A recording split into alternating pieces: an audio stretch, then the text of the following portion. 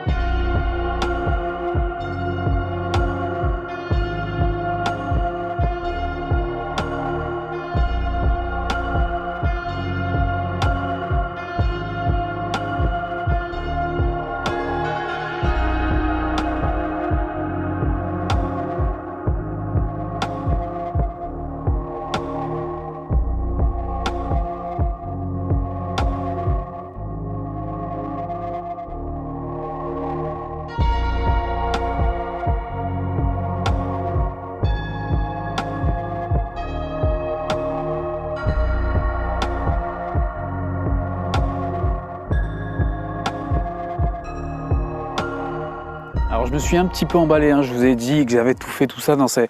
Je me suis emballé. Il me reste beaucoup de branches et il reste 2 sapins ici, enfin 2 épicéas qui sont toujours pas tombés au sol.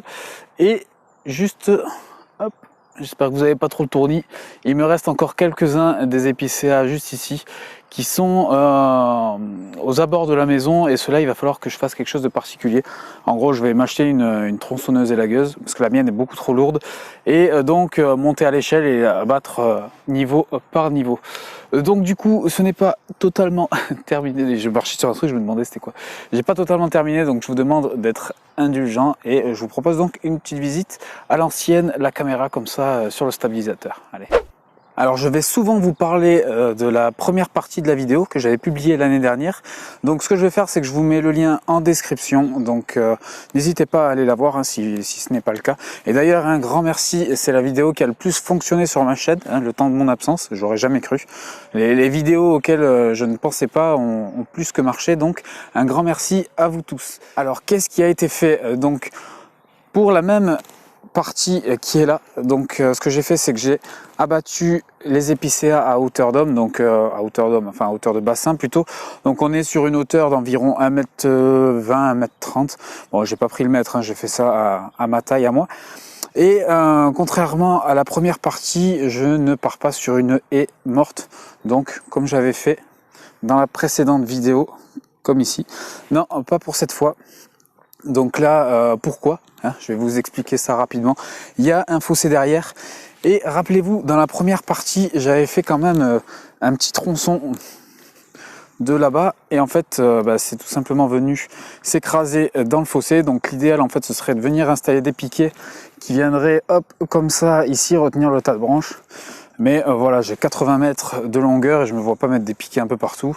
Ce serait du boulot en plus et j'ai pour projet d'acheter cette forêt derrière.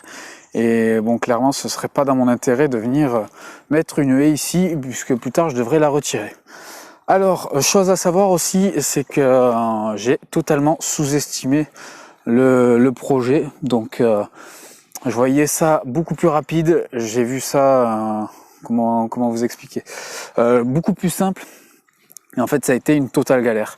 Donc, pour vous la faire courte, hop, on va prendre les épicéas restants pour exemple. Donc, je ne peux pas les abattre côté forêt, puisque vous avez la forêt qui est juste derrière qui retient. Et je ne peux pas le faire venir vers moi non plus, puisque je ne sais pas si vous voyez, mais par exemple, cette branche-ci, c'est une branche de chêne. Et tout simplement, le tronc est retenu. Ça, on a des ronces que c'est limite des troncs d'arbres qui ont pris dessus. Regardez un petit peu. Donc clairement ça a été une vraie bataille. Hein. Quand je vous dis une bataille, je me sentais un petit peu dans un combat. Donc du coup les branches, alors vous vous demandez certainement, Jonathan, qu'est-ce que tu en as fait? Vous le voyez, hop, il y a un énorme tas ici. Il y en a encore beaucoup en forêt et j'ai beaucoup hésité. Qu'est-ce que je fais? Est-ce que je broie? Est-ce que j'emmène ça en déchetterie, tout ça? Bref, du coup, ce qu'il en ressort, c'est que je vais prendre tout ce tas de branches et que je vais venir stocker dans la forêt voisine. Alors bon, vu que ça ne m'appartient pas normalement, je n'ai pas le droit, mais vu que c'est blindé de déchets, hop, vous le voyez par exemple ici un morceau là, un morceau de tonneau, c'est une véritable déchetterie. Donc entre des branches ou des déchets, je pense que le choix est vite vu. Et si jamais le propriétaire vient, ce sera l'occasion de le rencontrer et de discuter de son terrain, hein, qui est encore une fois une déchetterie. Alors, j'en ai quand même profité pour récupérer certaines des branches et venir rehausser en fait le niveau que vous voyez donc de la haie morte, puisque celui-ci était bien descendu, les branches étaient tassées et normalement vous devrez voir assez facilement les différences de niveau. Hop, donc ici à peu près. Et bon là cette fois je me suis pas fait chier parce que pour être honnête avec vous j'en avais ras le cul, hein, j'étais pressé de terminer. Donc ce que j'ai fait c'est que j'ai pris des branches que j'ai envoyées directement là-dedans, contrairement à la première partie où je prenais soin de bien placer chacune des branches une par une. Là non, je suis allé par tas et go, on envoie tout ça, faut que ça aille vite. Ensuite hop, les rondins, donc enfin les troncs, qu'est-ce que j'en ai fait? Vous les voyez ici. Alors ça va plaire à certains, ça va déplaire à d'autres. Mais j'ai l'installation de ma forêt fruitière qui est en cours. Alors je vous ferai une vidéo spécialement dédiée où je rentrerai vraiment dans le détail. Mais pour vous la faire courte, j'ai tout le cheminement qui est fait.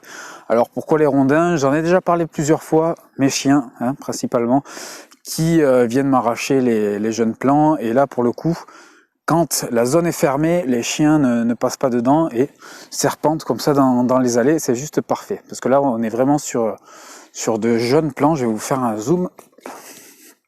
Donc, comme vous voyez, c'est vraiment tout petit. Hop, j'ai paillé tout ça et j'ai mis des piquets histoire de me faire un petit repère à l'avenir pour quand l'herbe aura poussé. Ça m'évitera aussi de l'entretien, puisque seules les allées vont être tendues. Bon, j'ai des branches par ici que je dois encore découper, tout ça. Et donc voilà, je vous parlerai de ce qui a été implanté plus tard. Ensuite, le reste des troncs, parce que bon, j'en avais quand même un paquet. Vous le voyez, il y a des petits murets qui sont faits. C'est rien d'esthétique. Il y a des gens qui m'ont dit que c'était joli, hein, mais ça va pas rester là, c'est certain. Mais en fait, c'était pour les sapins, donc, enfin les épicéas que j'abattais et qui venaient donc s'écrouler ici. Et ce muret, en fait, me protégeait tout simplement le jeune arbre juste derrière, donc des retombées, des branches, et éviter que ça vienne me casser le jeune arbre qui se trouve juste derrière. Donc j'ai testé cette méthode là, et j'en ai testé une autre, que vous voyez juste ici, qui est moins convaincante, mais qui a quand même fait le boulot, c'est l'essentiel. Donc une petite tour, avec le jeune figuier à l'intérieur. Et heureusement que j'ai installé ça, puisque ça n'a pas loupé. Et le figuier aurait été certainement écrasé. Et donc là, je suis en train de faire le dernier, qui est le plus grand d'ailleurs, puisque je n'ai pas le choix. Hop, ces derniers épicéas là, il va falloir que je les abatte dans cette direction. Donc du coup, il faut vraiment que je protège ce jeune... Ah, j'ai plus le nom. J'ai plus le nom. Bon bref, je vous le mettrai en dessous. Mais voilà, grandiflora, mais putain, j'ai plus le reste. Hop, désolé, ça me perturbe. Magnolia, voilà, Magnolia grandiflora. Donc voilà, c'est à peu près tout pour toute cette partie, donc abattage des sapins. Et voilà les amis, j'ai vraiment essayé d'aller à l'essentiel, hein. J'ai essayé de pas trop traîner non plus, histoire de faire une vidéo qui dure une quinzaine de minutes.